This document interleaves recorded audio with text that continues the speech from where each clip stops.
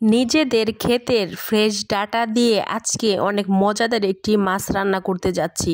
তো এই মাছটির নাম কি আপনারা কেউ জানেন বা চিনে থাকলে অবশ্যই কমেন্ট করে জানাবেন। এই মাছটাকে কিন্তু ফার্স্টে আমি ভাবছিলাম ট্যাংরা মাছ, তো পরবর্তীতে দেখলাম যে না, এটা ট্যাংরা না, ট্যাংরার মতোই দেখতে অন্য একটি মাছ। তো এই মাছটাকে নাকি গুলশা মাছ বলে। তো ভাইয়ারা যখন এই মাছটা নিয়ে আসছিল তখন ওনারা বলতেছিল যে না, এটা ট্যাংরাই।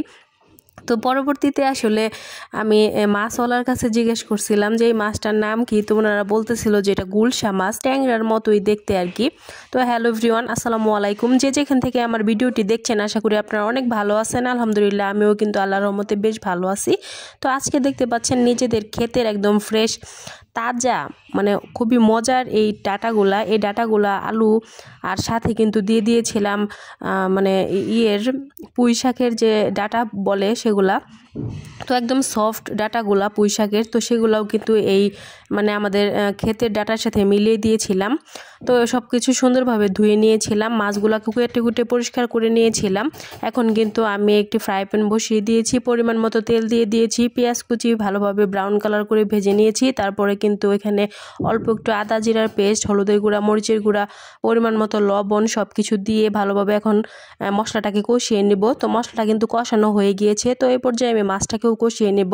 তো মাছটাকে দিয়ে দিলাম, এখন কিন্তু উল্টিয়ে পাল্টিয়ে মাছটাকে নেড়ে নেব। তার পরবর্তীতে কিন্তু মাছটাকে ভালো করে কষিয়ে নিতে হবে।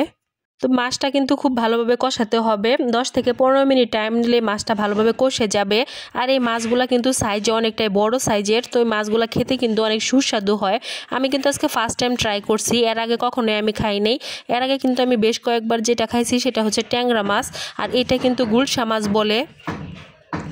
মাছটা কিন্তু দেখতে পাচ্ছেন আমার কষানো হয়ে গিয়েছে। তো মাছটাকে এখন আমি নামিয়ে নেব। দেখতে পাচ্ছেন কালারটা কত সুন্দর হয়েছে, একদম লাল লাল করে সুন্দরভাবে কিন্তু রান্নাটা করতেছি।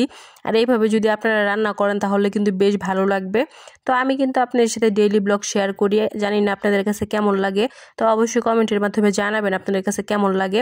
তো এদিকে কিন্তু মাছটাকে নামিয়ে নিলাম আর ডাটাগুলাকে দিয়ে দিলাম। তো ডাটার সাথে কিন্তু আমি 2টা আলুও দিয়ে দিয়েছিলাম আমার মেয়ের জন্য। তো সে কিন্তু আলু ছাড়া কিছুই বুঝে না, যার কারণে কিন্তু আলুটা আমার দিতেই হয়, যে কোনো তরকারিতে মাস্ট আলু আমার দিতেই হবে। তো মাছ বলেন আর মাংস বলেন, তো সব কিছুতেই কিন্তু আমার আলু মাস্ট দিতেই হবে। তো এদিকে কিন্তু আমি এই আলুগুলাকে সুন্দরভাবে মশলার সাথে মাখিয়ে নিতেছি। এখন কিন্তু ঢাকনাতে ঢেকে দিলাম, তারপরে কিন্তু কষানোর জন্য দিয়ে দিলাম 10 থেকে 15 মিনিট। এটা ভালোভাবে কষাতে হবে। দেখতেই পাচ্ছেন কষানো কিন্তু প্রায় কমপ্লিট, মানে অনেকটাই সিদ্ধ হয়ে গিয়েছে। তো এরপর এখন আমি সুন্দরভাবে এটাতে ঝোল দিয়ে দিব আর কি। তো ঝোলটা দিয়ে দিব যাতে সুন্দরভাবে একদম সিদ্ধ হয়ে যায়। তো এই যে ঝোলের পানি দিয়ে দিতেছি। তো বেশিক্ষণ লাগবে না, তরকারিটা কিন্তু খুব কম টাইমের মধ্যে হয়ে যাবে, 10 থেকে 15 মিনিট টাইমের মধ্যেই কিন্তু আমার তরকারিটা হয়ে যাবে। তো এখন কিন্তু আমি ঝোলের সাথে মাছটাকেও দিয়ে দিব, একসাথে সুন্দরভাবে সিদ্ধ হয়ে যাবে। তো মাছটা দিয়ে আমি ঢাকনাতে ঢেকে দেব। তারপর কিন্তু আমি 15 থেকে 20 মিনিট এটাকে রান্না করলে কিন্তু আমার তরকারিটা হয়ে যাবে। যে দেখতে পাচ্ছেন আমার তরকারিটা কিন্তু প্রায় হয়ে গিয়েছে। কালারটা দেখেন কত সুন্দর হয়েছে, একদম মানে উপর থেকে একদম লাল লাল কালার চলে আসছে। খেতে কিন্তু খুবই দুর্দান্ত হবে, দেখেই বোঝা যাচ্ছে।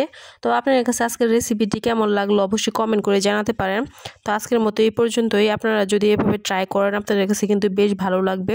নিজেদের মানে ক্ষেতের জিনিস দিয়ে কিন্তু রান্না করলে সেটা রান্নাটা মজাই লাগে। তো আজকের মতো এই পর্যন্তই। আল্লাহ হাফেজ।